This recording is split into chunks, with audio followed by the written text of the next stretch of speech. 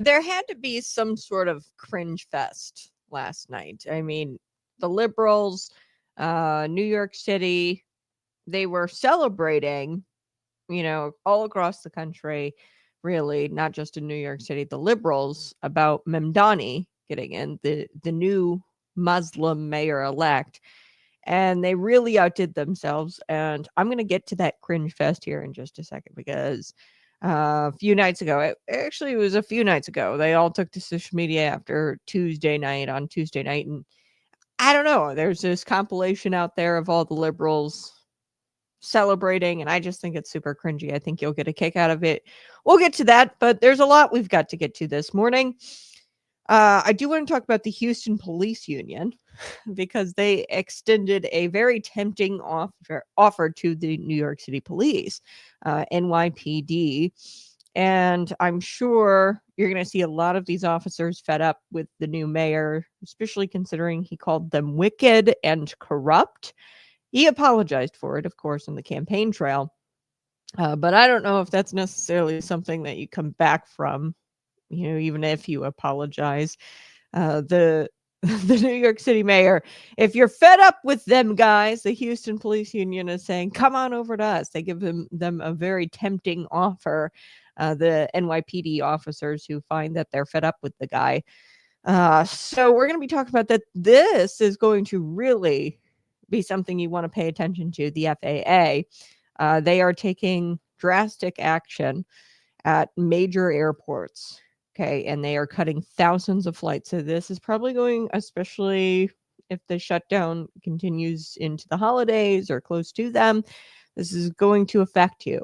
They are cutting thousands of flights during the Schumer shutdown. We're going to get to that, and you won't want to miss it. This is the top story today. Pritzker's DCFS. Okay, now remember what I said about Governor J.B. Pritzker has to be fired. He has to be fired. We have to elect somebody new in that governor position.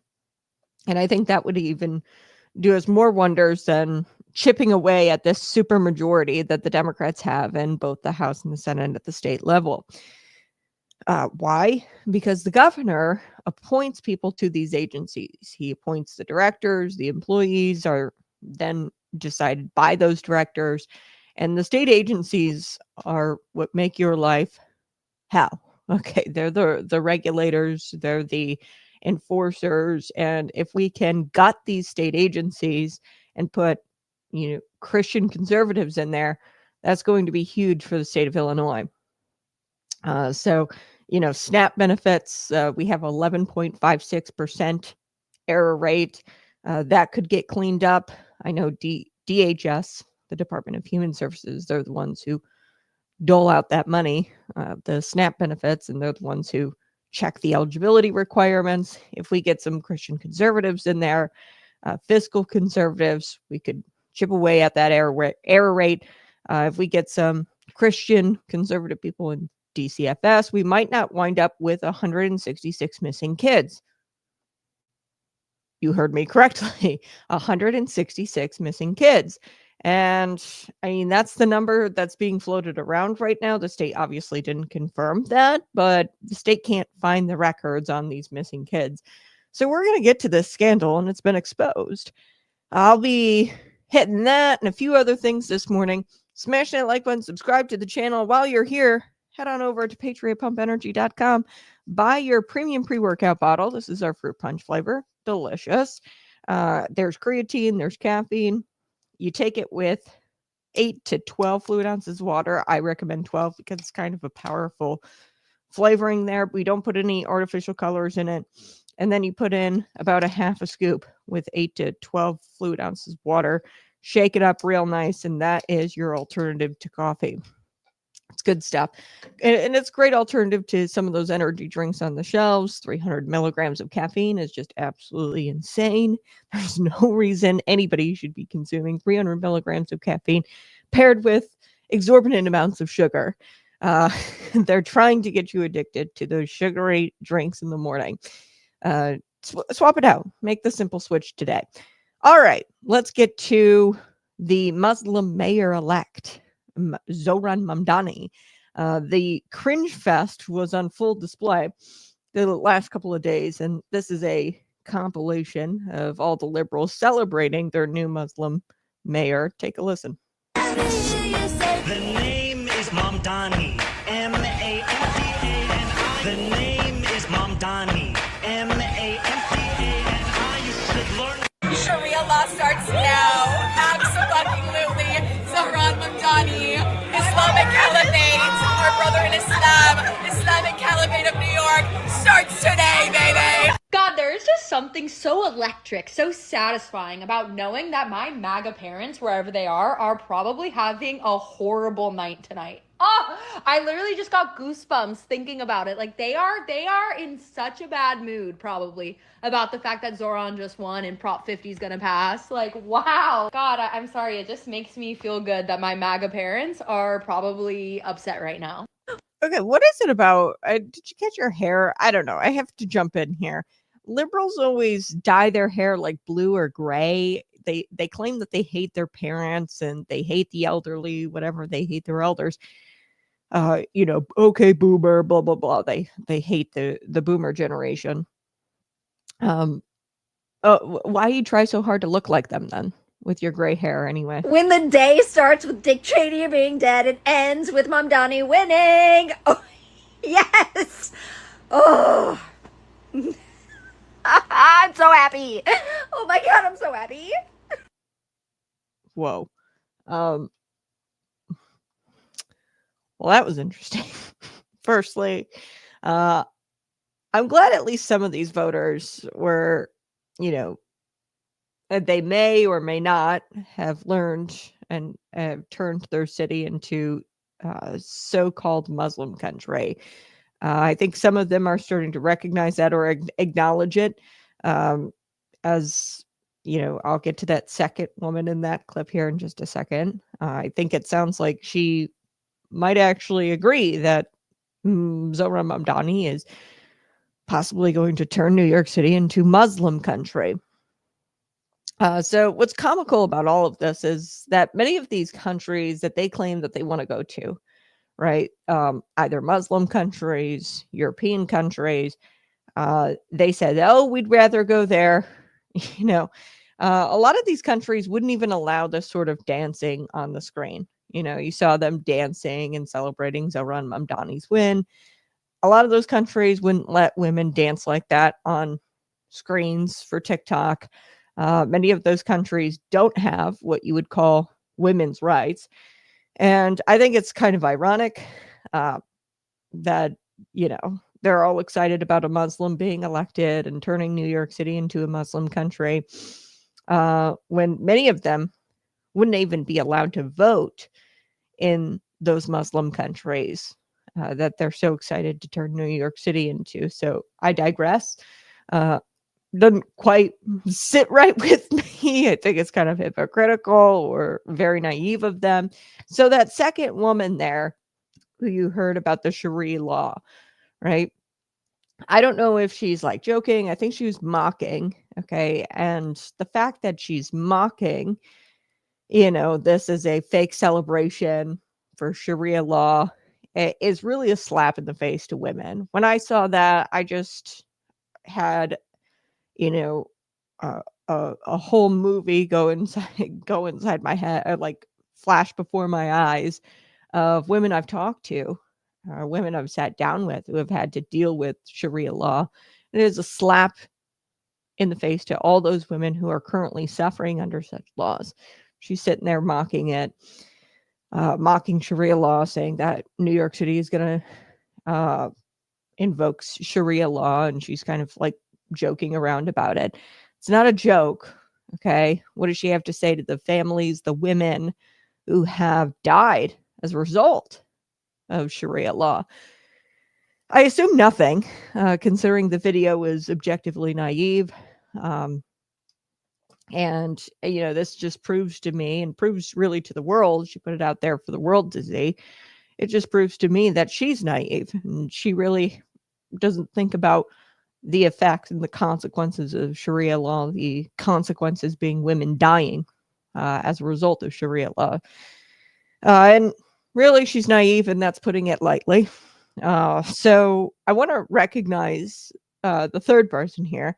You might have seen her before. She's always on TikTok. She's like on Libs of TikTok like every other day.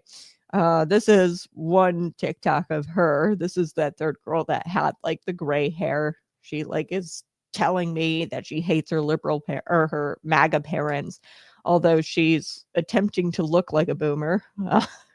Because she's dyed her hair gray, or maybe it's a faded blue. I don't know. And they wear like the old granny glasses. Like, I don't know what that is. You guys hate the elderly. You make fun of the boomer generational of the time, but yet you desperately try to be like old. You know, they dye their hair gray and they wear like these old granny glasses. Have you seen the liberal glasses where they're like, you know, circular and like the thin frames? I mean, you straight up look like my grandmother. Okay. But take a listen. Here we go. You guys recognize this girl. She's on Libs of TikTok all the time. Take a listen. Guys, I went on a date this week and I felt the feminism leaving my body. I live on the east side of LA, and if you don't know what that means, it's sort of like the artsier part of LA, you know? It's people say it's like Brooklyn and New York. Like, so I go on dates with a lot of men and women who, you know, live over here. There's always a negotiation about who pays, and that's great. I like to pay for people, all that. But what I will say is that I sort of fell into going on a date with the most guy I've ever been on a date with. And he's from West, you know, Santa Monica. He's a bro, right? A guy is usually not my type. Like, I cannot remember the last time that I went on a date with like a straight bro, you know what I'm saying? But it befell me. It befell me in an organic fashion. So I'm on this date with this guy, and the thing about a guy's guy is he's putting his card down. He's paying for everything. And I really it sort of activated something feral in me. I'm not gonna lie. We went to like another bar, and he was gonna go to the bathroom. So I was getting prepared to pay for our drinks because he's been paying all night. Of course I'm gonna pay for the next round. But as he's going to leave for the bathroom, he turns to me and he hands me his credit card. And he goes, "Here's my card. Get us whatever."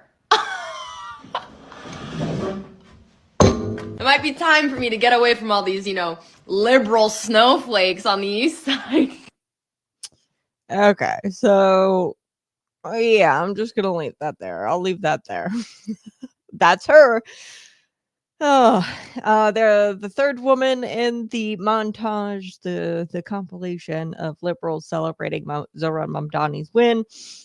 She said, quote, the day started with Dick Cheney being dead and it ends with Mamdani winning. And she was excited about that. Now, you can come to whatever conclusion you want, folks, about what the hell that means. That being said, the point remains. Liberals in New York City have elected someone who's promised to do everything in their power, in his power, to destroy a once great city.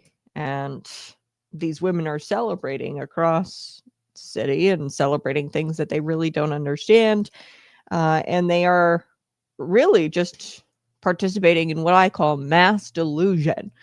And that's an understatement. So I thought you guys would get a kick out of that this morning, bright and early. Now let's get to a few other topics this morning. I want to start with the Houston Police Union. Smash that like button, subscribe to the channel, Jay. I'm so glad that you're here. Did you notice how some conservatives are starting to come out against all immigration? Yeah, some conservatives are coming out against all immigration. I won't say that. I think that immigration is very important for this country because we are the melting pot of the world, and there's a reason for that. And I said it's not because of our food. Our food's kind of lame here in America. When you look at other countries, they've got delicious food, like Indian food. Maybe that's a hot take, but I absolutely love Indian food. But people are coming here for the food, not even really the economic prosperity. They're coming here for Christian values. We as a country have recognized Christianity as morally superior and morally neutral. And people come here because of the Christian values, because of our laws. And we have abuse in the immigration system. I would say the H-1B visa system, there's just, it's all just just so full of abuse. And I am getting to a point where we should pause immigration, or we should make it stricter. We should make sure that these people want to be an American and not be in America, if you know what I mean. So I'm not anti-immigration. I've got friends who were naturalized as citizens. They love America. They're Americans. But even if you don't profess Jesus Christ as Lord or attend a Christian church or anything like that, it's not that you don't have a place here in America. But you have to recognize that Christianity and the values derived from Christianity are something you have to abide by and recognize as good. And if you don't recognize that, then we shouldn't have you. So I know that might be a hot take. Please read the Wall Street Journal Jason Riley op-ed from Tuesday when he attacked Florida Governor Ron DeSantis. Discernment from DeSantis comms director Christina Pashaw. Priceless yesterday. I'll have to read it. I haven't seen it yet. But I appreciate you passing that along to me. So I'll look into it. And maybe we'll do a topic tomorrow and talk about immigration and whether we should get rid of all immigration or at least pause. I think being that we had such an influx under the Biden administration, we should definitely pause work visa programs, student visa programs, and kind of make it more strict because it is just loaded with fraud and abuse at this point. And I think that it's going to take a few years for us to really weed out some of the people that shouldn't be here in this country. And our attention should be on that rather than admitting more people into the United States. All right, let's get to the election of the Democrat Socialist Communist Zohran Mamdani. He's the mayor of New York. And yeah, he's already kind of having an effect on New York City, and people are talking about getting out of there. It's been projected that people are going to flee. Particularly the people who are of middle class or upper class, not extremely poor people in New York City, are going to leave New York City for more opportunity. But people, they're going to want to get out of there. And in some places, they're going to find that the welcome mat is going to be laid out for them. That's the case in Houston, Texas. Now, in Houston, the police union is looking to recruit disgruntled New York Police Department officers. This is fascinating. The police union in Houston is attempting to recruit New York City cops disgusted with the New York City mayor-elect Zohran Mamdani's victory. They posted this on Facebook on Tuesday night. They said, NYPD, are you disgusted with the election of Zohran Mamdani? Join us. The graphic reads, the Houston Police Department is hiring police officers. Wow. So Houston, it's a city like any other city, right? It's got its problems. There's problems associated with big cities, but it's a ton better. It's going to be a ton better than New York City, especially being that a socialist is running things over there now. So he's gone forth. Mamdani, he's been quoted. There's tweets of him talking about defunding the police, taxing whiter neighborhoods or white neighborhoods. Okay. And he's actually accused the thin blue line of being racist, among other nasty things he said about police officers. Now, Mamdani, the Democrat socialist, secured New York City's top job. On Tuesday, he defeated political heavyweight, former New York Governor Andrew Cuomo. People have said on the right, like, the Curtis Silva, the Republican that was in that race, should have dropped out. So that way, I don't think Andrew Cuomo would have won, even with the third candidate dropping out, the Republican candidate dropping out. I don't think that the Republican candidate would have won. Well, I know he wouldn't have won mathematically had Cuomo dropped out. Okay, so this is a New York assemblyman currently, or now he's the mayor-elect, but he was a New York assembly member, and he bested Cuomo in the Democrat primary back in June. And that, of course, caused nationwide attention, and I think Zohran kind of had it in the bag. I think that he was going to win. And like I said, the government shutdown doesn't help anything. This is an off election year. A lot of the blue-haired, and I played them earlier for you, the compilation, the montage of these liberals who are celebrating. Those are the types of people who go and vote in off-year election cycles. They're radical zealots, typically go, and that's me too. You know, I would call myself sort of radical when it comes to politics. I'm more fascinated by politics. I'm not your apolitical, just kind of vote on election day voter. I vote in primaries. I vote in off year elections, special elections, things like that. That's the type of person I am. But the left has their, radicals as well. And there's more of them in New York. So it's not representative of the entire electorate in New York.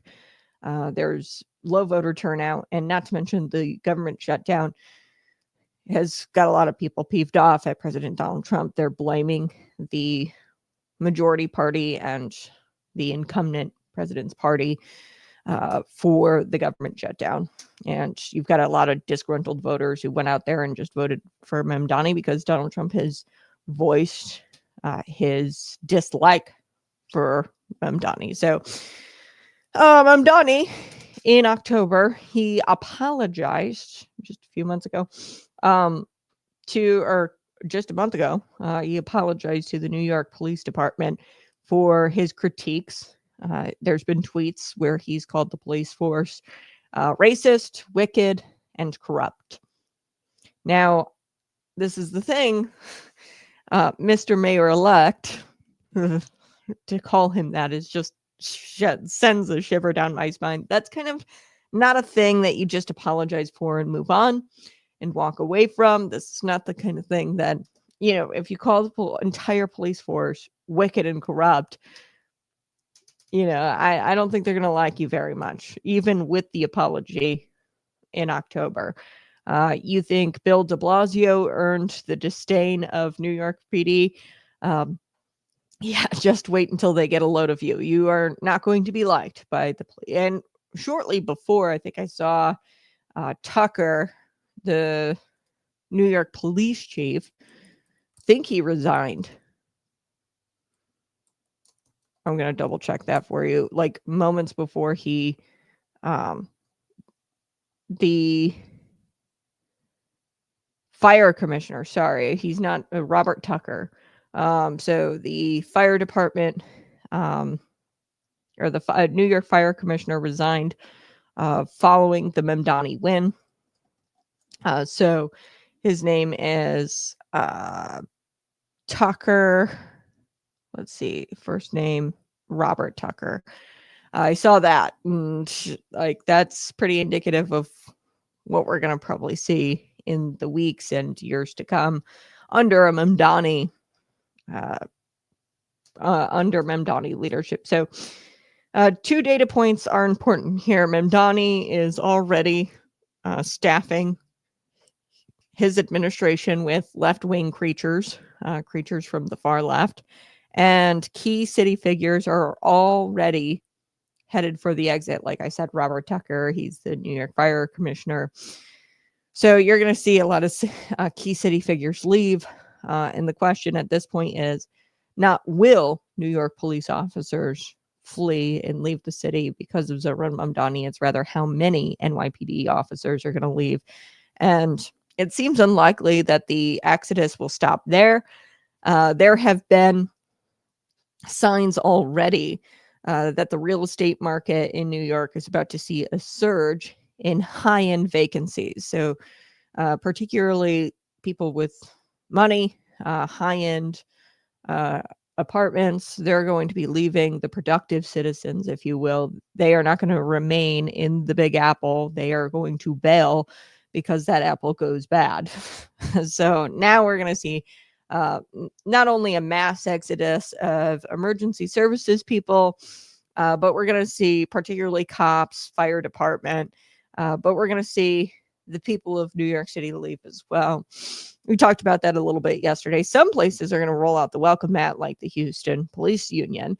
Others, Ron DeSantis, maybe half jokingly, said that he's going to send the New York City refugees to Connecticut when they get there, or he's going to have to implement some sort of tax because he doesn't know what he's going to do with them all. So this isn't just a Mamdani problem. I want to be clear. Democrats as a whole have always shown a contempt for law enforcement. Okay, even the party's crown jewel, Barack Obama, he had a habit of making comments about police officers that were very tone deaf. Brandon Johnson's much worse than anything has said. Mamdani, what did Brandon Johnson say? He said law enforcement is a sickness. Yes. So not as bad as what I think Barack Obama has said, but he said some pretty tone deaf things, and he's, practically swallowed his own foot and kept chewing until he got to his kneecap, and his kneecap was bumping his Adam's apple.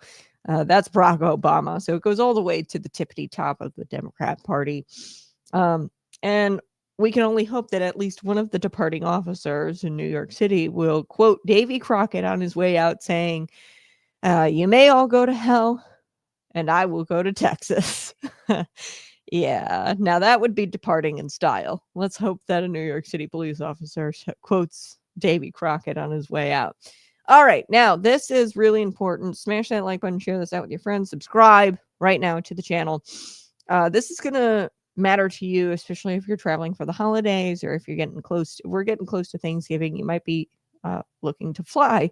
This is really important. The Federal Aviation Administration announced that thousands of flights are going to soon be canceled, cut off. They're going to be cut at major airports across the country, and this is due to the Schumer shutdown. The government shutdown has gone on for 36 days. We're getting to a point now where you're going to start to see more and more people be affected by the government shutdown. Still doesn't really pertain to me because I'm not flying, but I say, it only affects really public sector workers, and most people aren't public sector workers. Most people prefer the private sector, the real world, and making money in the real world. And then, SNAP benefits that affects, 40 million people. I can't believe 40 million people are on SNAP. That's insane. That's like 12% of our population here in the country. But it's been closed for 36 days. Now we're going to start to feel some aches, some pains. And I'm still at this point, like, my life still hasn't changed. I wake up in the morning, I drink my coffee, go to work, do my job, walk the dog. Like, not much has changed for me. Probably not much has changed for you either. But this is important. The FFA said that they're going to start this Friday, that they're going to reduce air traffic by about 10% across 40 high volume markets to maintain safety and ease pressure on air traffic controllers who've been working without pay due to the shutdown, and it's been causing major staffing shortages. So let me pull up the Twitter announcement, and then I want to pull up Sean Duffy, because the Secretary of Transportation, Sean Duffy, commented on this. But first, I'll show you this. This is the announcement. And then there was a news release. They are the list of impacted airports are supposed to be released today. So I don't have the list of airports affected for you right now, but those are supposed to be released today. So here is the announcement on X. Breaking. Flight capacity will be reduced by 10% at 40 major airports across. Now, we don't know what those airports are, but if I get the list today, I'll share them with you tomorrow, just in case. The restrictions will go into effect on Friday morning. The FAA administrator, Brian Bedford, and the Transportation Secretary, Sean Duffy, they issued a release, and here's what Brian Bedford said. He said, if the pressure continues to build even after we take these measures, we'll come back and take additional measures. So this is just the start. Okay, they're trying to ease the pressure off the air traffic controllers. And if they're finding that the pressure is not eased off the air traffic controllers, because some of the air traffic controllers, some of them aren't going to their jobs because they're not getting paid. And I can't blame them for not going to their jobs because they're not getting paid, right? I don't know if I would continue to go to my job if I'm not going to get paid. Now they are going to get back pay. That's always the case with these government shutdowns. Like, they want me to cry about the public sector employees, and I'm not, trying to disparage the air traffic controllers. They do very important work. I'm so grateful for them, and I'm grateful for all public sector employees. But in the private sector, we deal with these things all the time. Businesses close, people are laid off, like people are temporarily furloughed, like, and we get no warning in the private sector, right? When those things happen. Here, we kind of know every year there's like some sort of government shutdown because of the Senate filibuster rule, which perhaps they should just get rid of if they're just going to keep doing this stuff. And it doesn't even really have a whole lot of teeth because Donald Trump has appropriated some of the funds anyway, which without voting on the CR, I don't know how that's really possible, or what the point of the government shutdown or the Senate filibuster is, the rule where you have to have 60 votes. I don't understand the point because they haven't voted on it yet. There's appropriations going out. And I don't really like that because that's taxation without representation, but I digress. So, yeah, the public sector employees, like, I'm not going to sit here and cry, okay, because that kind of stuff happens in the private sector all the time. They kind of know that a government shutdown is possible, um, because, hey, it happens every year. Don't be shocked when the government shutdown happens around the same time of year, right? And they kind of get like an idea of when that government shutdown could be. So forgive me for not shedding a tear. I'm grateful for the air traffic controllers, but yeah, it like, just because you're a public sector employee doesn't mean you're guaranteed a paycheck. Okay, you have to function much like those in the private sector, where we're not guaranteed a paycheck every single day. You can get fired, you can get temporarily furloughed, you can get laid off, your business can go belly up. I mean, so I hate when the left tries to get me to cry about the public sector employees losing their jobs or not getting paid. I'm not going to cry about it. Should they be getting paid to do a job that we kind of need? Yes. So here's what Secretary Duffy said. He said, our sole role is to make sure we can keep the airspace safe as possible. When they fly, they're going to make it to their destination safely because we've done our work. Okay, so I'm going to share with you now Secretary Duffy's comments.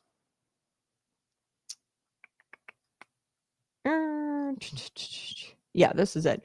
Sorry. I should be doing a better job here.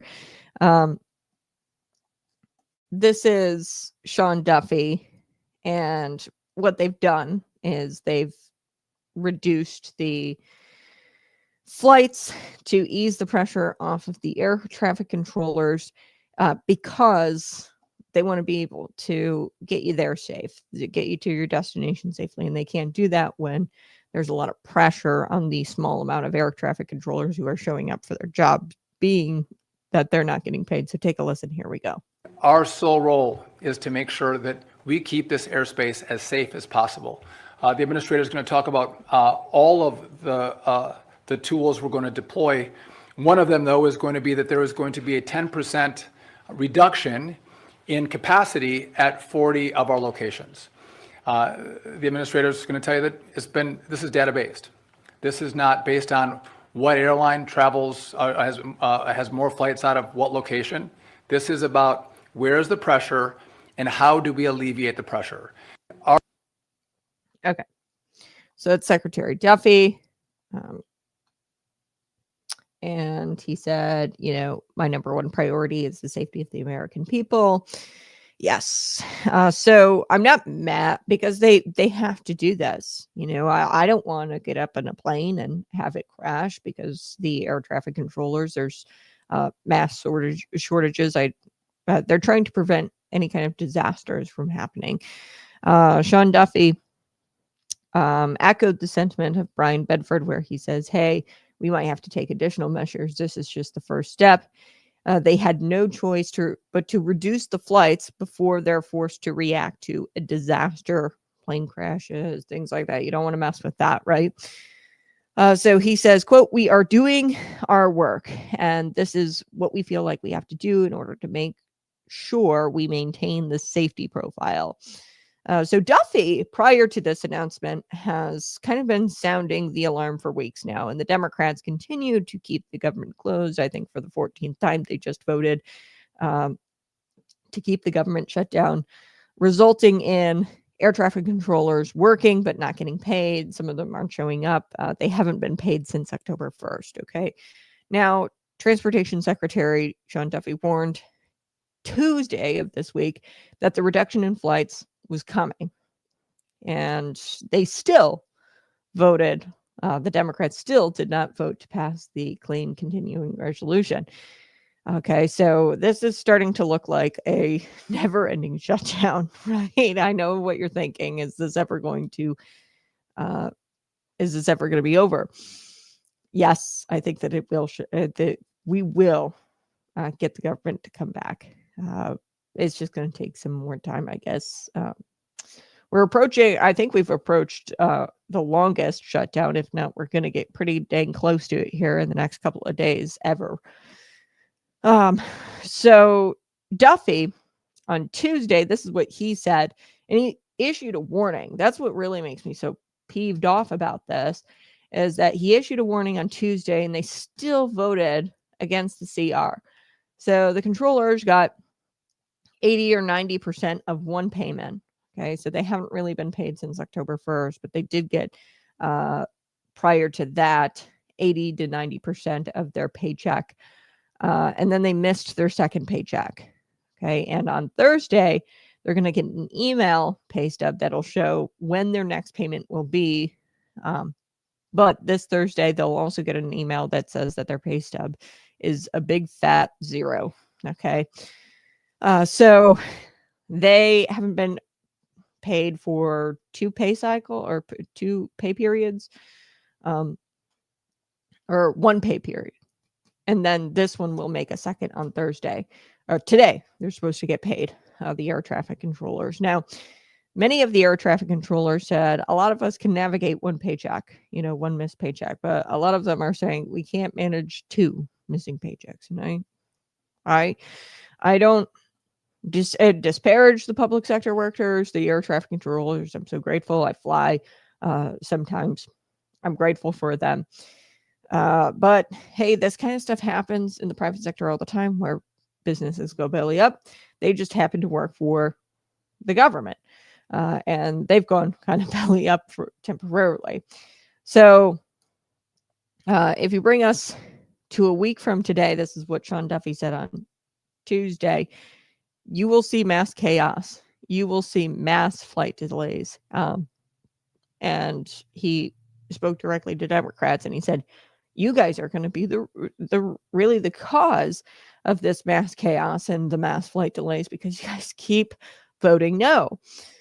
You'll see mass cancellations. You'll see us close certain parts of the airspace because we cannot manage it, because we do not have the air traffic controllers. So will Democrats end the shutdown finally? This is going to really start to bother the electorate. Will they end the shutdown, especially considering they just had a ton of victories this past Tuesday? You would think that they'd, take the win and they'd say, okay, we're going to open up the government. But there's no guarantee. They're Democrats. I don't know. The voters are going to start to get really mad. Have you ever seen somebody at an airport where their flight's delayed? Welcome to the Conservative Cat Show. This is where the truth has 9 lives, but the Illinois government has used up all of their lives. So today we are going to talk about something far beyond politics. This is a story that strikes at the very soul of our state and the soul of our nation: missing children. So subscribe to the channel if you're just joining us, and smash that like button, share it out with your friends. Missing kids.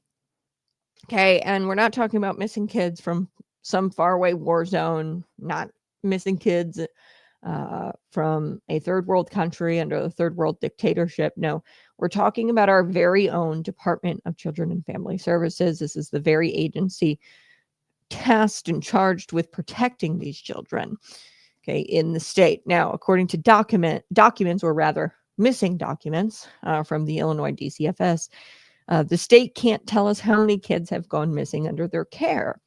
Let me say that again. The state can't tell us how many kids have gone missing under their care. The agency that is supposed to know where these kids are at all times, they can't locate records regarding their missing children. If this doesn't break your heart or make your blood boil, then, my friend, you have been in Illinois politics too long and you've become numb. Okay, this should break your heart, make your blood boil. So here's what we know. The Center Square, great journalism outlet, in this state, they did a FOIA request, Freedom of Information Act, on October 21st, and they asked for the number of missing kids in the state, in state care between 2019 and 2025. Okay, and DCFS, they responded with, quote, you guys can find it at centersquare.com. Once the documents are located, assuming they exist, assuming they exist, Well, this is fascinating. That phrase, you know, you never want to hear that from the people who are responsible for safeguarding children, assuming they exist. You know, that's not just incompetence. They either exist or they don't. This was your chance to say, okay, here they are, or here, or those don't exist. But they kind of gave this muddy answer, and they responded with, yeah, once the documents are located. So are they missing, or do they not exist? Which is it? It gets worse because earlier in October, so like I said, that Freedom of Information request was filed October 21st. Now, earlier in October, there was a Freedom of Information request to a state house candidate, Bailey Templeton. And it showed, the Freedom of Information request showed a nearly 1,000% increase in missing children from 2023 to 2024. Okay, that went from 15 to 166. Okay, and that's interesting. Okay, that Freedom of Information request showed that, but yet they couldn't find those documents, those same documents, to give to the Center Square for their October 21st FOIA request. So let that sink in. 166 children vanished from the state, under state care, from state care in a single year. And that's somehow, you know, not completely accurate, according to DCFS spokesperson who told that to the Center Square. When asked about the 166, they said that that number wasn't completely accurate. Okay, so here's my question. What number is accurate then? Okay, what is the accurate one? If that's not the accurate one, we want to know, and you need to locate those documents. And we either at this point should assume that you don't know how many missing kids have gone, or how many kids have gone missing under your care, or they don't want us to know. So I'm left with option A or option B. A, they don't know, or B, they don't want us to know. So I want to take a listen to this. This is a clip from the Center Square. Take a listen. Here we go. Continually, DCFS is literally the most important agency in our state, and yet continually under Governor Pritzker, it's the worst run agency. It is, it's had director after director after director. Then suddenly you get one guy in with, ends up getting hauled into court, a dozen times on orders to show cause by various judges in Illinois, and then Pritzker stands by the guy. I mean, before finally firing him. I mean, it's just, when you are this poorly managed, this poorly run, it should shock no one that you've had this kind of a run-up. When I came in office, for example, the Department of Children and Family Services was in terrible shape, and we had to invest in it. It took us several years to hire up and make sure we're delivering what people really need. But thank goodness we've made enormous improvements in DCFS and across state government, which have been hollowed out by my Republican predecessor, who left us in a shambles. My goodness, these are kids. I mean, job one ought to be getting DCFS functional as an agency. And yet, continuously, for 6 years of Governor Pritzker, we just see, sort of this kind of willful indifference of, and antipathy towards, sound management, good, good administrative practice. Time and again, they get dinged on audits, but it all starts at the top.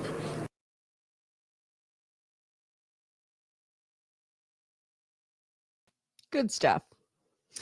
Chapin Rose, that was Republican State Senator Chapin Rose there, and he's one of the few voices, sane voices in the state house, and he said, quote, DCFS is the most important agency in our state yet. Under Governor J.B. Pritzker, it's the worst run agency, and he's right. Under Governor J.B. Pritzker, DCFS has been involved in a revolving door of lawsuits, failed leadership, human tragedy, 3 different directors since 2019, dozens of lawsuits. And despite all of that, Pritzker sits here and he brags and he says, we've had enormous improvements. Let's pause there, because it's kind of like the captain of the Titanic saying that they've made great progress in ocean floor exploration. Okay, exploration. It's like the captain of the Titanic. We've made great improvements and enormous improvements in ocean floor exploration. The ship is sinking. Governor J.B. Pritzker, he stood before the cameras and he said, when I came into office, DCFS was in terrible shape, but thank goodness we've made enormous improvements. Really, because the children seem to have disappeared. Records can't be found. Taxpayers have dished out $2.5 billion for the so-called improvement. That's a $1.2 billion increase from 2019. And it almost seems as if the more money, so that's what he means by enormous improvement, because Governor J.B. Pritzker thinks about money all the time. He's a billionaire. Let's be real here.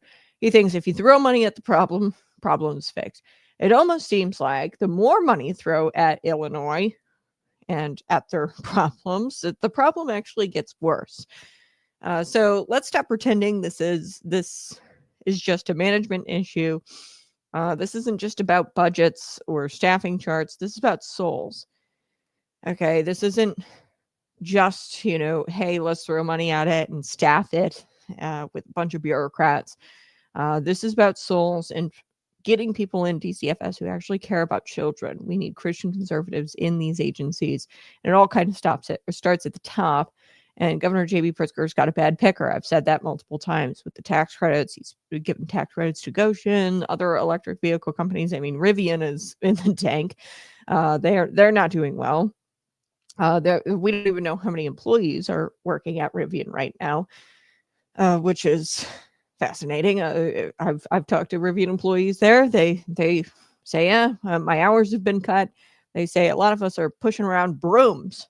Okay, we're not making cars. We're pushing around brooms and cleaning the factory rather than making cars. So, he's got a bad picker when it comes to the tax incentives, but he's also got a bad picker when it comes to staffing these agencies and putting in directors. So, we can't forget that this is about the children, about the souls, and about putting people in these positions who actually care about children. You put a left-wing Becky in there who, removed her uterus after Trump was elected. She didn't care about kids. Okay. When the children are lost either physically or spiritually, and the government just shrugs their shoulders, this is not just bad policy. This is a sin. Okay. So in Proverbs 31:8, scripture commands us, speak up for those who cannot speak for themselves, for the rights of all who are destitute. These kids can't speak for themselves, and the bureaucrats charged with protecting them can't even find files on them, can't even find the documents or say whether or not the documents exist. So imagine that. Somewhere in Illinois, a child under state protection could be out there in the streets, trafficked, abused, or worse, dead. Okay, the very system meant to protect them has no record, no accountability, no urgency. And be rest assured, the same Illinois government that loses track of these children, they definitely won't forget to send you your property tax bill. Okay, they definitely seem to still find your property tax bill. They might not be able to keep track of the children under state care, but they'll definitely make sure you get your property tax bill in the mail. So the hard question here that we've got to ask is, where is the taxpayer money going? Like I said, $1.2 billion increase from 2019, overall $2.5 billion a year. That should buy a lot of protection, a lot of oversight, a lot of care. But it seems to just buy a lot of administration, a lot of these Beckys who don't care about children, more bureaucracy, more press releases. And then you've got the foster families who actually care for these children, which is so fascinating to me. They're not even really tasked with the care of these children. They outsource the care to foster families. And they're the ones in the trenches. They're the ones drowning in paperwork, waiting for months for their reimbursements. And they are begging for support. And the kids are caught in the middle. And they disappear into the cracks. And we've created a government that's obsessed with covering its own reputation, that it's forgotten the reason it exists. Okay, they're covering their asses. They're covering their own reputation. And it looks like they've forgotten their whole reason for existing, which is to protect the children. Okay. And this is why conservatives say all the time, the government doesn't love your kids. In fact, I think they hate them. Families care about the kids. Churches care about the kids. Communities care about the children. And every time we hand over this responsibility to the state, we trade, compassion for compliance. So Governor J.B. Pritzker's blame game, he does this all the time. He says, my Republican predecessor, Bruce Rauner, who supposedly left Illinois in shambles. You know what's funny? Democrats have controlled the General Assembly in the state for a couple of decades at this point. They've controlled the House and the Senate and the governor's office. And really, Rauner was a Democrat, so he was a Republican in name only. And they've controlled the bureaucracy. And yet this is Rauner's fault. Okay. It's kind of like blaming your dog for a house fire after you've moved out for 6 years. Okay, so I don't know. Pritzker's enormous improvements. I'll tell you what the enormous improvements look like. It looks like a ton of missing children cases. It looks like lawsuits. It looks like unfulfilled FOIA requests. And, if that's what failure looks like, or if that's what improvements look like, I'd hate to see what actual failure looks like. So this isn't just an isolated incident. It's all part of a pattern. The government agencies in Illinois, when they're caught lying or hiding or they're fumbling, they always come up with these excuses like, we're reviewing the documents. We don't know if those documents exist. Like, we'll get back to you. We're hiring more staff. We've inherited a mess. It's the same hired script. Whether it's DCFS, the Illinois Department of Transportation, Chicago Transit Authority, we need to hire more staff. We need more money. And because in Illinois, accountability is not a principle. Okay, they don't care about accountability in Illinois, and when you mix moral relativism with political arrogance, the result isn't progress, it's perversion. So these people have no morals. Becky, who removed her uterus because Donald Trump was elected, or got a hysterectomy or tied her tubes because Donald Trump was elected, that woman has no morals. Okay, the shaved head, the nose ring, doesn't have any children. They don't care about the children. They haven't recognized Christianity as the morally neutral, or more as morally neutral values that we should be abiding by. And they've got no moral structure. And these people are loaded in our agencies. Why? Because it starts from top down. The top hires people, then they hire people, then they hire people. And Governor J.B. Pritzker installs the people at the tippity top, the directors of these agencies. So the state can't even count its missing children, doesn't know if they have missing children, I guess. And until they find these children or definitively say that these documents exist or don't exist, they don't deserve another dime until we find these kids or can get to the bottom of this. Okay, so we need repentance from our leaders who see children really as budget line items. And that's where we're at. A lot of these bureaucrats who are in these agencies, they don't see the kids as kids. They want more kids in the system because then they can use those kids as kind of like pawns or budget line items. They don't see them as divine creations, children created in the image of God. They don't see them like that. They see them as numbers, and the more numbers, the more money that they get. Okay. And I have like some experience with the foster care system. I don't have a foster child of my own. My mom actually is fostering a child. And some of the rules just don't make sense. The reimbursements never come. And these are the parents, the foster parents are actually the ones who are protecting the children, and they don't get the resources that they need. And really the resources are going into the pockets of these bureaucrats who run it. But they're really just the middleman. I say we cut out the middleman. And really we should just privatize this whole thing. It used to be the church that took care of orphan children. And the church used to run the whole thing, and it was so much better under the church. So I think that we should get back to that and not give the job to the government, because it never works out. So we need repentance from the leaders who see and from the bureaucrats and the people in these agencies who see the children as budget line items rather than divine creations. We need repentance from voters, voters who keep rewarding failure just because the politician has D next to their name. We need to really pray for the repentance of those voters who keep electing Governor J.B. Pritzker. God cares deeply about a society, about how a society treats the weakest members of that society. God cares deeply about that. And when a shepherd loses his sheep and doesn't even go bother to look, the wolves will move in. And, I hate to think what is going on with those 166 kids. So it's time Illinois remembers that children aren't statistics. They aren't just numbers. They're sons, their daughters, their names, their faces, and they're our future. And we deserve a better government, a government that doesn't make excuses.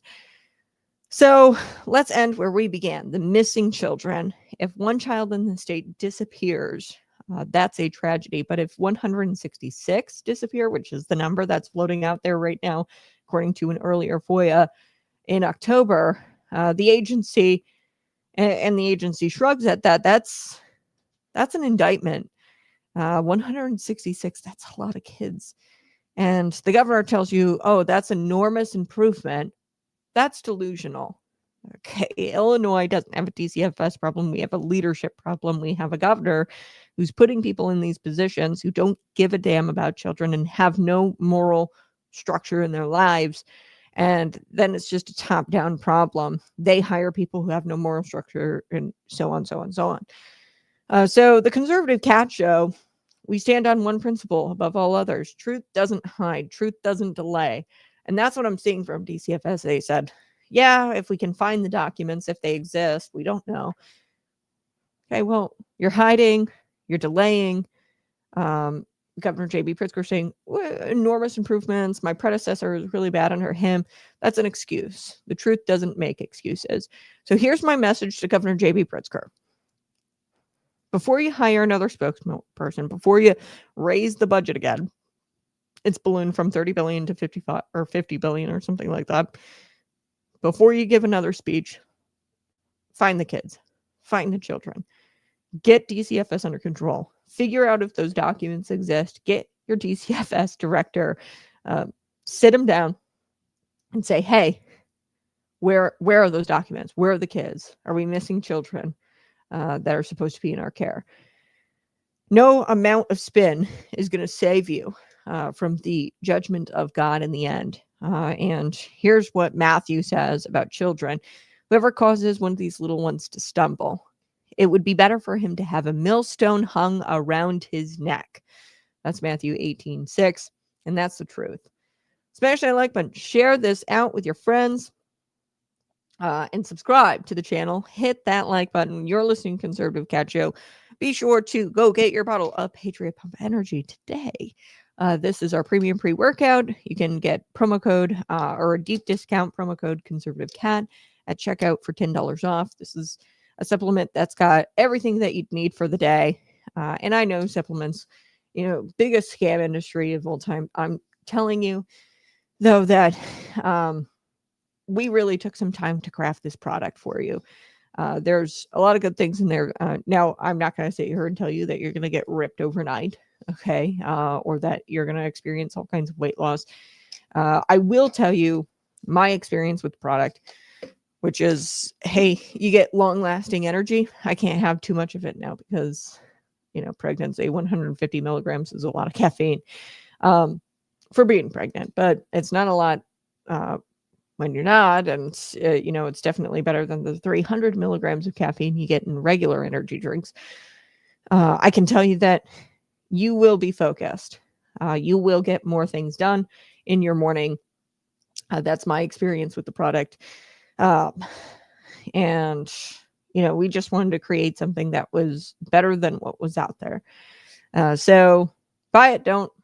$10 off. Great Christmas gift for your gym rat friends, or somebody who has a kind of a high stress job or a job that requires a lot of focus. This is the Christmas gift. Okay, I'm already thinking about Christmas. So we're going to talk about something today, straight out of a George Orwell dystopian novel, the 1984. Okay. We've been talking a lot about children, DCFS. I want to talk about the mental health law, the mental health screenings law. This is Illinois' new Public Act 104-0032. You guys can look it up, read it for yourself. What this law does, it forces school children, school age children, 3rd grade to 12th grade, to participate in forced mental health screenings without parental consent. Okay, that's right. Right here in the land of Lincoln, where the government corruption is a spectator sport. We sit here and we watch the government corruption all the time here on the Conservative Cat Show. The teachers' unions have more power than they deserve. They've gotten insane amounts of power. And here in this state, lawmakers have decided that they know what's best for your child, not you. That's what this law is all about, the mental health screenings law. So let's get into it. Let's start with the basics here. Under the law, every student ages 3rd grade to 12th grade, they will get a mental health screening every single year. And I know what you're thinking. Mental health screening, that sounds pretty harmless. Well, a little check-in, a little questionnaire. What's so wrong about that? But here's the catch. You, the parent, were not asked for affirmative consent. They're automatically opt-in. You have to opt out of this. So in plain English, the state doesn't need your permission to ask your child deeply personal questions about their feelings, family, and possibly even their gender identity or their beliefs, their religious beliefs, unless you explicitly opt out, okay, of the mental health screening. And there's a form. So unless you, catch them out, or unless you, are in tune and fill out the form and send it back on time, congratulations, your child's private thoughts have become government property. Okay, so America First Legal, they have launched a complaint with the Department of Education to investigate this matter. They're a law firm fighting this nonsense, and they say it's unconstitutional, and they're right, and they're asking the DOE, the Department of Ed, to investigate this because the Protection of Pupil Rights Amendment, this is a federal law, clearly states that schools need affirmative parental consent. It is a legal term before conducting psychological and mental health evaluation. So does it run in violation of federal law? If you read the Protection of Pupil Rights Amendment, you'd say, yeah. Okay, I think it's pretty clear. We'll have to see what the DOE comes up with, but the Illinois bureaucrats decided the opt-out was good enough. Okay, and that is not a affirmative parental consent. Okay, opting out. It's kind of like saying, oh, we're going to search your house every year unless you tape a note on your door that says, no, please don't search this house. Like, that's kind of silly. That's not really a consent, okay, for somebody to search your home. So Paul DuPont, he is a policy director, and he's quoted in Center Square, and he says, quote, a healthy society would recognize that parents are the primary educators and caregivers of their children, and schools merely play a supportive role. Amen to that.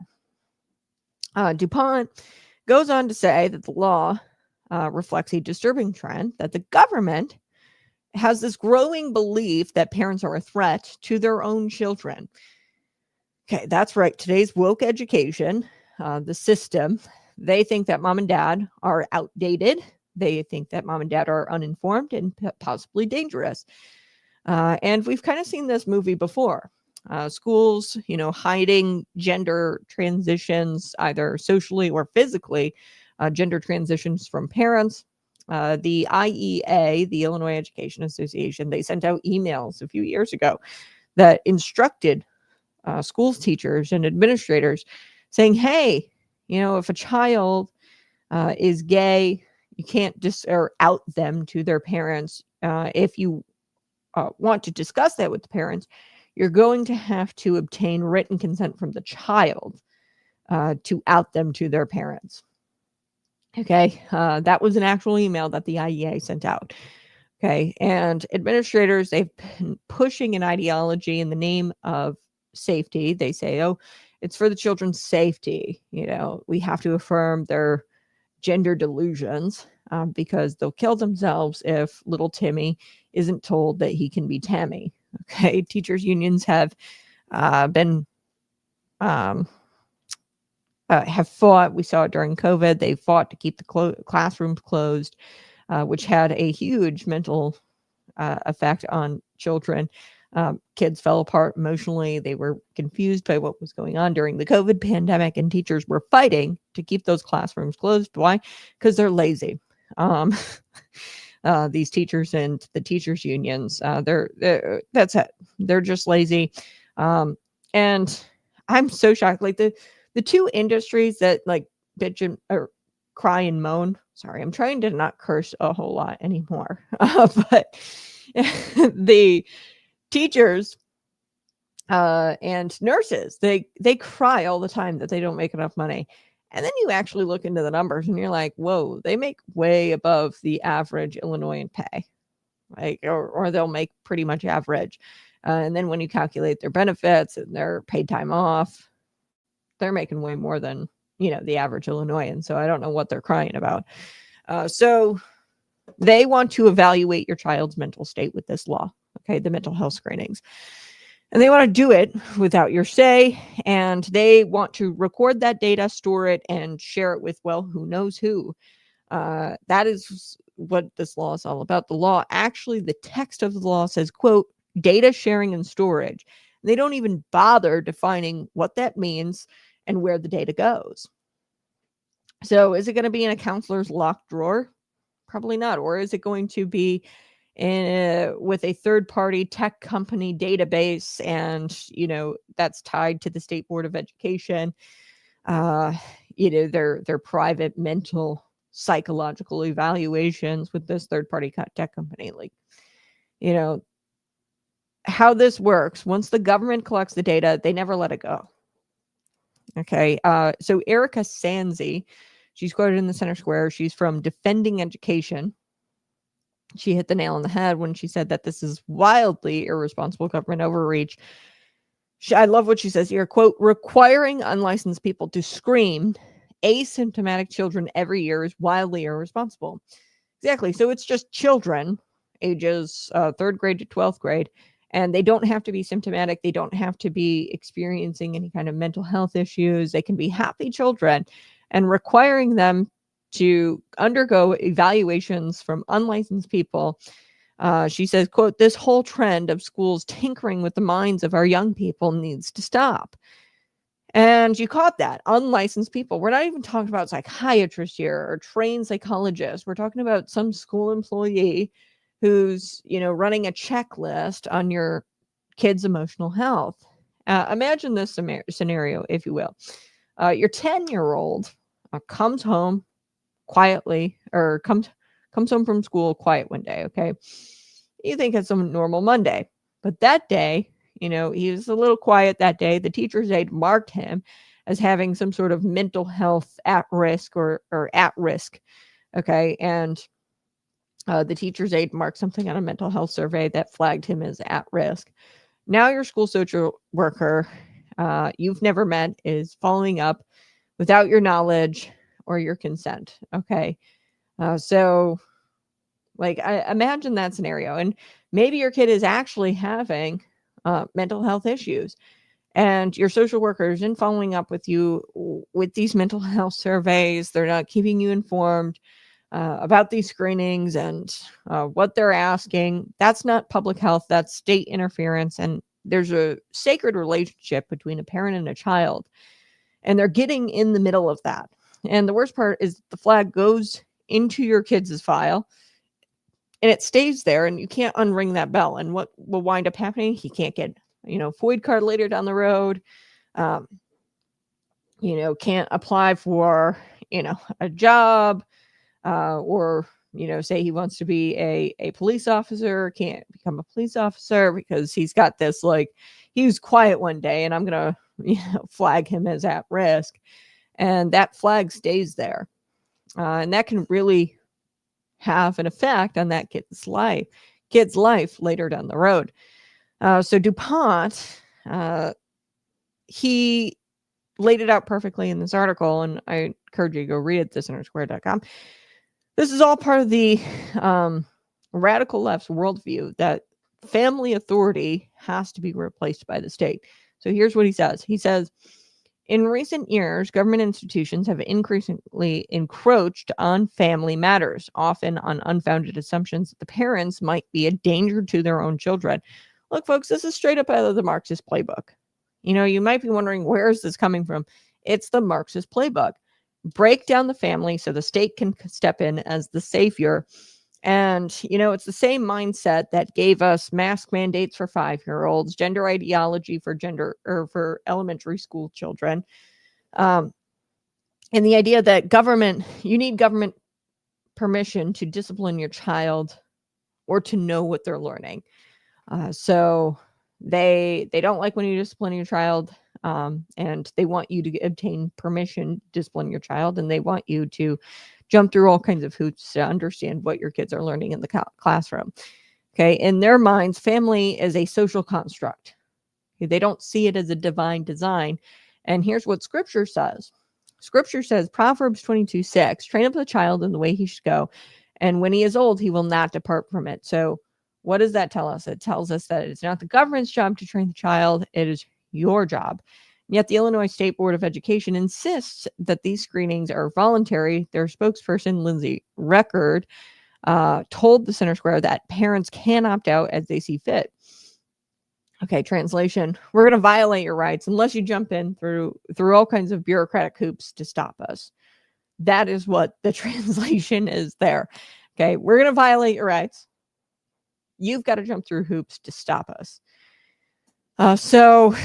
Thank God for groups like America First Legal. They've, like I said, launched a complaint with the Department of Education to investigate this and to look into that federal law. They filed that federal complaint to investigate the possibility of violating federal law. Their letter says, quote, the law unlawfully infringes on parental rights and undermines fundamental right of parents to direct the upbringing and education of their children under their control. So let that sink in. You don't need to be a constitutional scholar to know that this is dangerous territory. They are attacking the right of the parents to be the primary educators and caregivers in their kids' life. And the government has no moral or legal authority to pry into a child's mental state, especially when that data can be used for political engineering, or, little Susie says that she, is trans. Well, let's store her data. And then when she turns 18, that's a walking list for the Democrat Party. She's transgender. And when she's turning 18, we can try to get her to vote for us. Are they going to use it for political engineering purposes? I think that's probably very likely. They're going to try to find out what kids have Democrat ideology or tendencies early on. And then they're going to store that data. And when they're old enough, they're going to go walk and knock on their doors and get them to vote for them.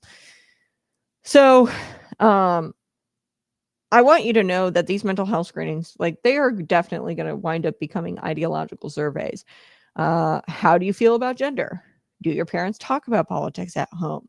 And if little Susie, writes down, oh, my parents talk about Trump, or something like that, or they do talk about politics at home, they're Republicans, something like that, then they're going to know that little Susie isn't somebody who goes on the Democrat walking list.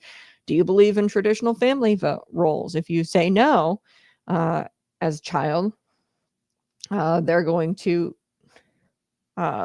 say, okay, well, that person is a Republican. We're not going to try to politically engineer the situation to get them to vote for us. So the slope isn't just slippery, it's greased with state-funded overreach. I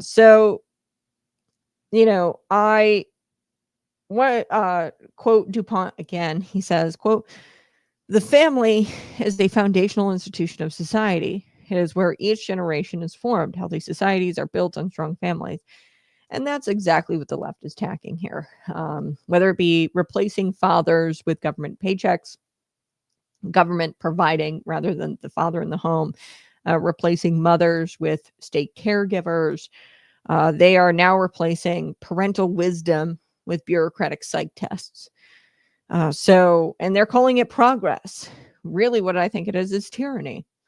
And they can condition children, if they can condition children from a young age to confide in teachers and counselors or whoever these unlicensed, psych evaluators are. If they can condition them to go to them first and not their parents, they can reshape an entire generation's moral compass. So this isn't about compassion, it's about control. And I'm glad that there's a parental awakening happening. Because I've talked to, people in my Bible study, they know that this stuff is going on. And, typically your apolitical folks, they see what's going on. And it's kind of exciting because there's moms and dads opting out everywhere. They're standing up and they're showing up at school board meetings and they're saying no more. They're filing lawsuits. They're organizing groups like Moms for Liberty. They're demanding accountability. So the fight for your children's heart and mine is coming. It isn't just coming. It's already here. And the fight is here. It's just whether or not you're going to wake up and be a part of that fight and fight for your kids' heart and mind. Illinois, once again, has become a testing ground for big government and their next overreach. If it's not just Illinois, it's going to be this sets a precedent that other states can implement this. And if we know the truth that families are the bedrock of civilization, the state doesn't make kids better. It just makes them kind of compliant. If we know that truth, we can keep our eyes open. We can keep our faith strong, and we can keep our pens at the ready. And the most patriotic thing that you can do right now is opt your child out of these mental health screenings and sign the opt-out form. Okay, that's the most patriotic thing you can do. Smash your like button. Kids go missing and they offer to mutilate them. Yep, Amber Alert on the missing children, the missing government. Yeah, we're talking about DCFS this morning and the 166. That's the number being floated out there right now. Can't confirm it because the state says we don't have the documents. They might not exist and we can't locate them. Are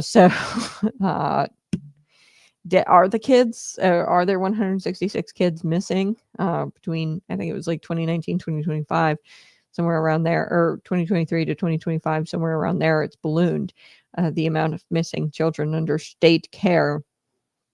And, these kids, they can go out there, they can go to any Planned Parenthood, receive gender affirming care, without parental consent. And I like how you said, mutilate them. They can go and get abortions, whether they're trafficked and then impregnated, they can go get abortions, have the children, those children are trafficked. It's, they're pimped out. I'd hate to imagine what's going on with those missing children. But really, at the end of the day, we need answers. How many children are missing from DCFS? All right, smash that like button. We're going to be back. I got to take a quick break. Subscribe to the channel. And then when we come back, we are going to be talking about California Governor Gavin Newsom, his election rigging act, as I like to call it. It passed. It was Proposition 50.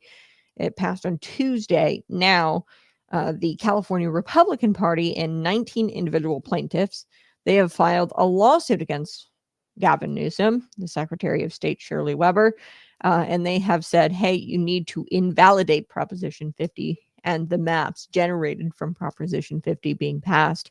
And they are claiming that the maps violate the 14th and 15th Amendments of the Constitution because they were drawn based on race. So we're going to get back to that here in just a second. Smash that like button. I'll be right back.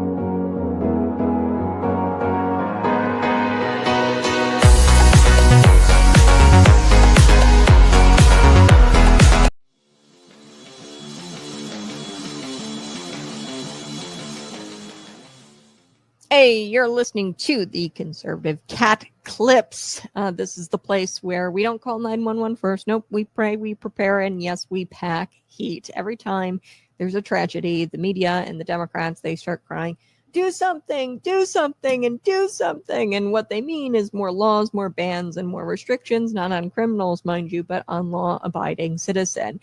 So let me tell you what evil doesn't care about. They don't care about legislation. The man willing to break the sixth commandment, thou shalt not murder, doesn't blink twice at your AR-15 ban. Okay, he doesn't read your gun-free zone signs. He sees those signs and he says, this is an invitation for me. Gun control doesn't stop evil. It disarms good people. The founding fathers didn't give us the Second Amendment so we could go hunting. They gave us the Second Amendment to protect ourselves against tyrants, both foreign and domestic.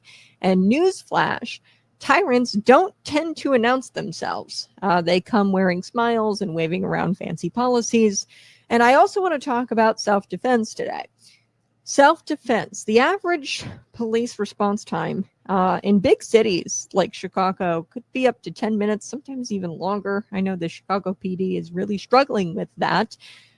Response times in rural areas, it could get up to even 30 minutes response time. So if somebody kicks down your door, are you going to ask them to wait until the government sends backup to protect you, or are you going to protect your family and take matters into your own hands? So grandma, in Peoria, Illinois, she is just trying to defend her property, but yet she's the one treated like a criminal. She has to go through all kinds of crazy background checks, permits, training. And the thug in Chicago, he gets the gun out of his trunk in an alley, and he didn't think twice about our laws, okay? It's about power. It always has been. Every dictatorship in history has disarmed their citizens first. That's Stalin, that's Hitler, that's Mao. They didn't want competition. And once the guns were gone, so were the rights, the freedom, and the people. So a disarmed people is a controlled people. But an armed, faithful, and free people, that is a nightmare for tyrants. And really, it's a blessing to your neighbors if you are armed. The Second Amendment isn't outdated. It's eternal. And just like evil, just like our right, just like the evil has the right to do evil things, and that they will, we have the right to resist evil and to arm ourselves. And the Second Amendment is pretty dang clear, shall not be infringed.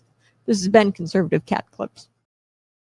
Hey, smash that like button, share this out with your friends. I so do appreciate you being here this morning. Subscribe to the channel if you will. That really helps out the program. I want to do more graphics and more effects during the show, and we have really exciting things planned for 2026, but we also have exciting news coming the end of 2025, around December. We are going to be launching our website, and there's going to be all kinds of new features and blogs and blog posts that you can interact with, and I can interact with you. There's going to be exclusives. So always support the program. The best way to do it is by buying yourself a bottle of Patriot Pump. Premium pre-workout, $10 off at checkout, Conservative Cat. Use the promo code. That's good for that deep discount. So before we took the break, we were telling you a little bit about Proposition 50. Proposition 50 passed. Yesterday's show, I talked about how it passed, why it passed. We have, an off-year election. There were Republicans who said that they were going to do this huge vote no effort. Arnold Schwarzenegger being among them, the top Republicans in California, said that they were going to do a big vote no initiative or campaign, and it all fell through. But there's plenty of reasons why it passed. But now you've got the Republican Party and 19 individual plaintiffs. They filed a lawsuit against Governor Gavin Newsom over what I call the Election Rigging Act. And what it does, Proposition 50, it takes away this independent commission. This was bipartisan. Californians voted for it not that long ago. And what it does, it replaces that independent commission with partisan people who want to redraw the maps to offset what Texas has done as far as their redistricting and other red states. Like I said, the redistricting in Texas happened because the Biden DOJ was suing them, saying that their maps were racist. And they quietly, the DOJ, withdrew their lawsuit in March of 2025 this year. But they were redistricting in order to deal with that litigation from the DOJ.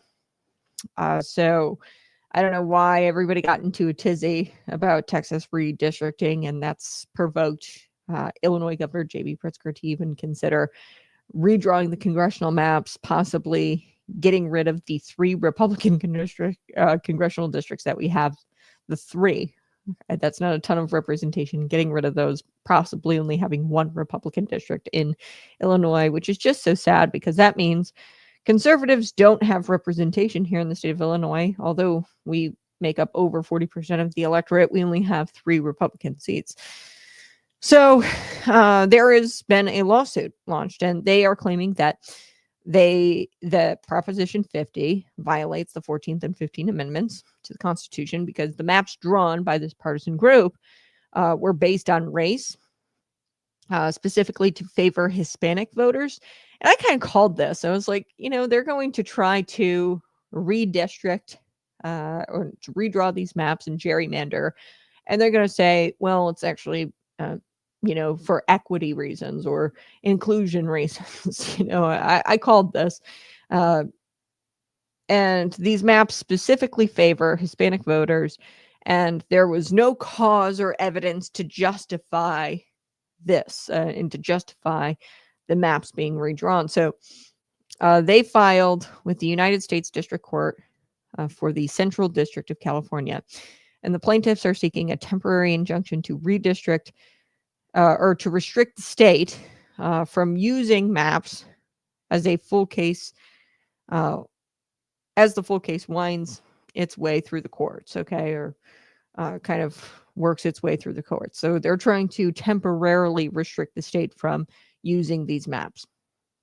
That's what they're seeking right now. Attorney Mark Muser, he's with the Dillon Law Group. He said in a morning press conference that he anticipates the injunction will be heard in the next few weeks, and that whichever side loses, that issue will likely be able to appeal, or that side will likely be able to appeal up to the Supreme Court. But that decision would need to be made before December 19th, okay? Because we're kind of on a deadline here because these maps need to be done for the 2026 midterms, okay? And December 19th is the date on which candidates can pull papers or withdraw candidacies, and things can change. Now after December 19th, it's going to make it a lot harder because things can't change, the ballots can't change, things like that, and candidates can't pull their papers. Okay, so let's pull up some of the press conference here. I'll play some of it. This was the press conference. There's Dillon Law Group, plaintiffs, the Republican Party, the California Republican Party. They held a press conference, and they right now are just seeking a temporary injunction, and that should be heard in the next few weeks. Whatever side loses, that side will be able to appeal up to the Supreme Court, but they need a decision on this thing, on the maps, whether the maps are in or out before December 19th. Because we're kind of on a time crunch because of the midterms. Now let's take a look. Latinos are favored to win the election or win their preference in the election from 14 to 16 of California's 52 congressional districts. When states racially gerrymander their voting districts, the Supreme Court has permitted a limited exception to the Constitution. That exception requires, among other things, that the favored voters are a minority whose preferred candidates cannot get elected because of the votes of another majority race. Due to California's marvelous diversity, of which we are all proud, Hispanics make up the most voters in the state. There is no majority race in California more than Hispanics. Hispanics have had fantastic success in electing candidates of their choice. Accordingly, California cannot meet this exception. The exception also requires not that we come up with some kind of after-the-fact rationalization for the maps, but that in fact, the legislature considered the evidence and the analysis that required racial gerrymandering to avoid violating people's civil rights. The record we have establishes that before the maps were voted upon and after, analyses were conducted that concluded that there was no voting rights problem in California's prior maps for the legislature to remedy. Okay. So that was the press conference, the Democrats in California and the California legislature, and the guy paid by the DCCC, the Democratic Congressional Campaign Committee. They have publicly stated, okay, to draw these maps. So he was paid by the Democrat Congressional Campaign Committee. That guy, he drew the maps, and then the California legislature helped draw the maps. This, partisan group of people were drawing the maps, and Proposition 50 allowed for that. They have publicly stated that the Prop 50 maps were drawn, quote, to empower Latino voters to elect their candidates of choice, creating 2 new districts. They characterized the Democrats, and the guy paid for by the Democrat Congressional Campaign Committee. They said that these maps are to empower Latino voters to elect candidates of their choice, and they created 2 new districts they characterized as voting rights districts. Okay, Voting Rights Act. They use this Voting Rights Act all of the time. The DOJ under Joe Biden used the Voting Rights Act to sue Texas because they were saying that they were disenfranchising or carving out Hispanics, and they didn't have enough Hispanic districts in their map drawing process. Texas, of course, fought back and said, no, we used the census, we used geographics, geographical,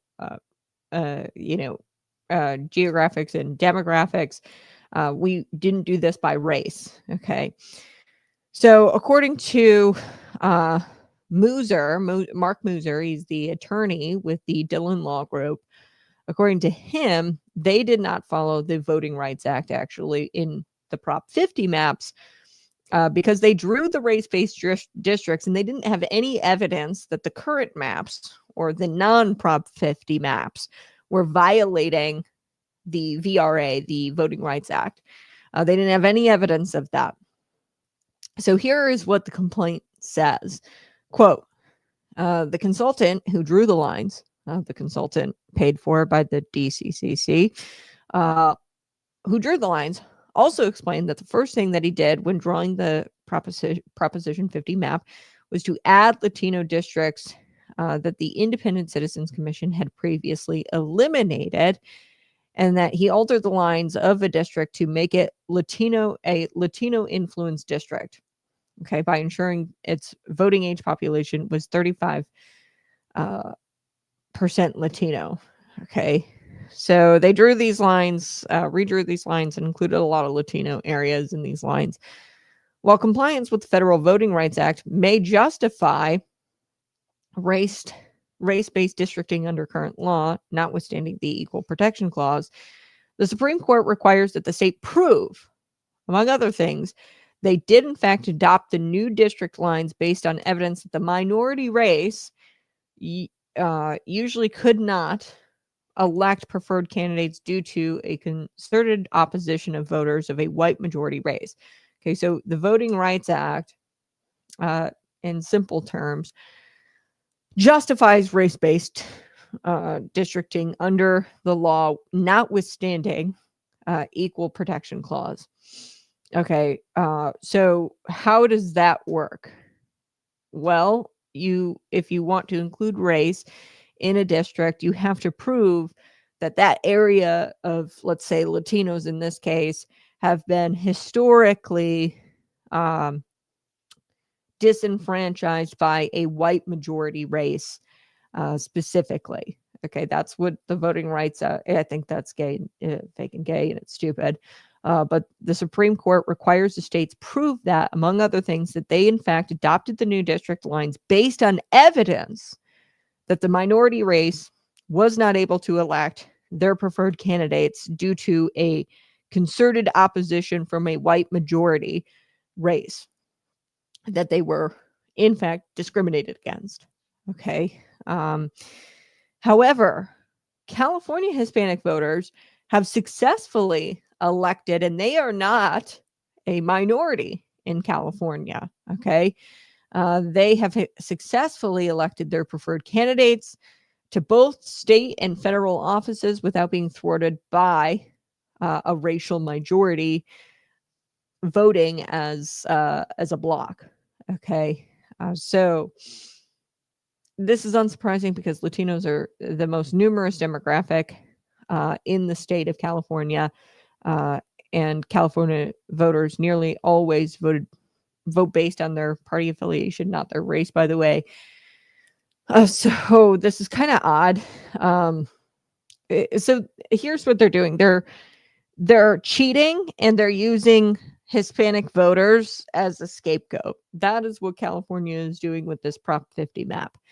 They're cheating with this map, and they're trying to justify the cheating by using the Hispanic voters and saying that this is for the Hispanic voters, but really what they're doing is they're cheating. So the legislature did not have any evidence that the existing Citizen Redistricting Commission, the 2021 maps, so that was the nonpartisan, bipartisan commission that they did away with this recent vote that took place on Tuesday. They didn't have any evidence that the existing commission maps violated the VRA, the Voting Rights Act, and therefore racial gerrymandering was not justified. There's no evidence. So they are racially gerrymandering without any kind of evidence that there was some sort of disenfranchisement of the Hispanic voters. But also the consultant who drew the Prop 50 map acknowledged two studies, one before and one after he drew the map, that confirmed that the commission's map complied with the VRA. So, up to this point, everybody's been fine with the Citizen Redistricting Commission, the 2021 map, the maps that they've created prior to Prop 50 being voted on and then the maps being drawn. Everybody up to this point has agreed that, that was all in compliance with the VRA. Even the guy the consultant who drew the Prop 50 maps acknowledged two studies, one before and one after he drew the map, that confirmed that the commission maps, the 2021 maps, complied with the VRA. So I want to play this clip now. This is Mark Muser. He's with the Dillon Law Group. Take a listen. Here we go. Hey everybody, Mark Moisier here from the Dillon Law Group. I'm on my way to the airport, but I am with my lead plaintiff in our lawsuit against Gavin Newsom over Proposition 50 maps. David, why are we suing? Well, one, it's great to join you, and I'm Assemblyman David Tongipa, and the biggest reason why we're suing Governor Newsom is because he has lied to the people here, that he has broken the law. There are very, very clear reasons, and we started from the very beginning that we were going to fight every step of the way to protect the people of California, and that's exactly what this lawsuit is about, to make sure that we're focusing on the issues here that need to be taken care of. You see, Proposition 50 maps created 16 districts where they were drawn because race was a predominant factor. They were drawn to ensure that a racial minority, who actually is not a minority in the state, that a racial group was able to guarantee that they were able to elect a representative of their color. And our 14th and 15th Amendment prevents legislatures from drawing lines where race is a predominant factor. There is a three-part test that has to be passed by the United States Supreme Court if you're going to draw racial lines, and this California politicians, in a rush to push Prop 50 through, failed to properly do this test. And because they failed to do the test to see if racial gerrymandering was necessary in California. We are taking them to court, and we're going to ask that the Prop 50 maps not be put into effect for the 2026 election. Stay tuned. I'm going to give you more information. Talk to you later, everybody. Okay. So I know it kind of gets into the weeds a little bit, but it's so important that you know the ins and outs of this. So you can racially gerrymander under the Voters' Rights Act, which I hate the Voters' Rights Act because it's like a weapon that they've used. The left, the DOJ, the Biden DOJ did this with Texas, and they tried to they essentially say, well, you didn't draw enough districts that favor Democrats and include Hispanics, which is so fascinating to me because like Democrats, I don't even understand where you're coming from, because these Hispanic voters are largely going to Republican nowadays. They're switching sides. So I don't really understand this push to racially gerrymander, because a lot of the minority races are actually becoming more and more Republican. But anyway, you can racially gerrymander, but there's like evidence that you need that the minority race, and in this case, they're not a minority, and I hope that he proves that, the Dillon Law Group and these plaintiffs. But you have to prove that a minority, let's for argument's sake say they are in California, the Hispanics are a minority. You have to prove that they were disenfranchised by the white majority. And there's like this, he said, a 3-part test that California refused or didn't do in a rush to try to get Prop 50 passed.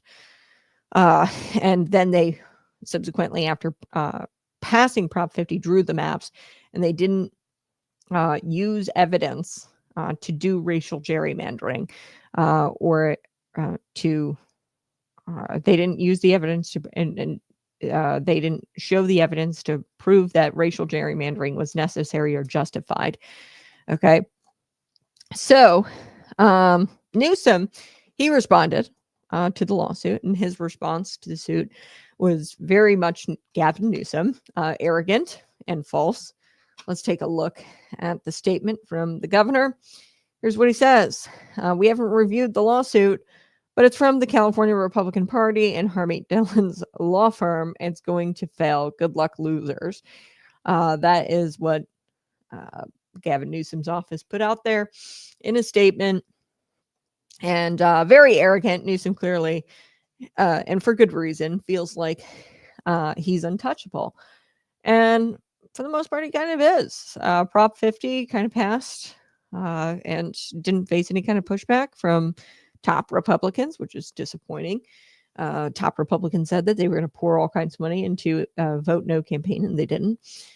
He's wrong, though, in this statement about the lawsuit having, a Harmeet Dillon connection, which it's not even really connected to Harmeet Dillon. Like, yes, it's the Dillon Law Group, which is what she founded, but she left the firm and joined the Trump Department of Justice, okay, which may well also become involved in this issue. I alluded to that yesterday. I think that Trump put it out there on Truth Social, how the maps were unfair, how this was unconstitutional. So the DOJ might very well get involved in this issue, but they haven't at this time. So she's not really involved with the Dillon Law Group anymore. Like, it was founded by her, but she's not there anymore. Okay, so and then they have a decent track record actually in California. The Dillon Law Group, they have a good track record in federal court, maybe not in state court in California, but they've got a good track record in federal court. So the Center for American Liberty, which Harmeet Dillon also founded, they've won cases against the state of California in federal court. Okay, and their track record isn't all that great. California in federal court when it comes to Dillon Law. Dillon Law wins a lot of the time. And I'll share this thread with you on X that proves this. It highlights a few of this thread, highlights a few of the losses as it pertains to California engaging in unconstitutional government action. And the Center for American Liberty also founded by Dylan. They've had success. So Dylan Law, the organizations that have been founded by Harmeet Dillon have actually had tremendous success. So let's take a look here at this thread. I'll just show you. So first up, Tandon versus Newsom. This was a landmark case. Newsom lost at the Supreme Court of the United States for violating the First Amendment. Second up, this is another case. South Bay United Pentecostal Church versus Newsom. Newsom lost at the Supreme Court of the United States for violating the First Amendment. This is where the governor allowed strip clubs and liquor stores to remain open while shutting down churches. So why does the governor hate the Constitution so much? Let's continue, shall we? There is a track record of the Dillon Law Group, or Dillon founded law groups, winning in federal court against Gavin Newsom. So this was another loss at the Supreme Court level for Gavin Newsom. Gish versus Newsom, another instance where the governor flagrantly violated the Constitution with his unilateral illegal actions. Okay, you can read about the case here. Okay, so that's the list. Then there were all the times the governor Newsom decided to just reverse his regal decrees before the court had a chance to order him to. This was the barbers and beauticians plan to sue Newsom over the stay-at-home order. He withdrew this before it could go to the Supreme Court of the United States, where he would be ordered to withdraw the order. He withdrew it himself, his regal decree of the stay-at-home order. Barbers, beauticians, they weren't allowed to open their businesses, and they were denied their pursuit of happiness. We can't also forget the time when Harmeet Dillon had to sue Governor Newsom for using his self-appointed regal powers, the executive order, the executive powers, emergency powers under COVID-19 to shut down beaches, forcing the courts to make him reopen them. Okay, so I like what the Center for American Liberty says here. So, Governor, the governor's press office, what were you saying about California follows the law, not personal opinions, and doesn't wave a magic wand to do illegal acts? Feel free to fact check us. Yeah, so his whole statement here. Hold on. Oh, this is his statement. Sorry, folks. I wanted to share this with you. This was the list. Here we go. Hold on. Oh, now I've messed up. Hold on. There was a list of everything, and I went down the list, and I wanted you guys to see it, so that way you guys had the references as well. Here we go. I'll throw it up here. There we go. And they start with number 1, Tandon versus Newsom. He lost at the Supreme Court level. Second, the Pentecostal Church versus Newsom. He lost at the Supreme Court level for violating the First Amendment. Gish versus Newsom. This was where he flagrantly violated the Constitution with his unilateral illegal actions. And there's just more instances. This was all the times where he withdrew his decrees, his orders, prior to the courts making him. Then this was Harmeet Dillon suing him for shutting down the beaches in California. And then the courts made him reopen them. So his whole little spiel here about we haven't reviewed the lawsuits, but if it's from the California Republican Party and Harmeet Dillon's it's going to fail. Good luck, losers. Actually, they're winners. And I shared with you just now 4 instances in which they've won in federal court against you, dude. So yeah, I don't know about you, but you're the loser. Quite literally. So smash that like button, share this out with your friends. I appreciate you being here this morning. Subscribe to the channel. We are going to be back tomorrow morning, bright and early, 6 a.m. to 8 a.m. It's a daily show, Monday through Friday. Sometimes we do Saturday shows. I don't know if I'm going to be doing one today or this Saturday, but stay tuned. I'll let you guys know tomorrow. But subscribe. That is the biggest way you can support the program. Or as always, visit patriotpumpenergy.com. Get your bottle of premium pre-workout and use the promo code ConservativeCat. I'll see you tomorrow. Bye-bye.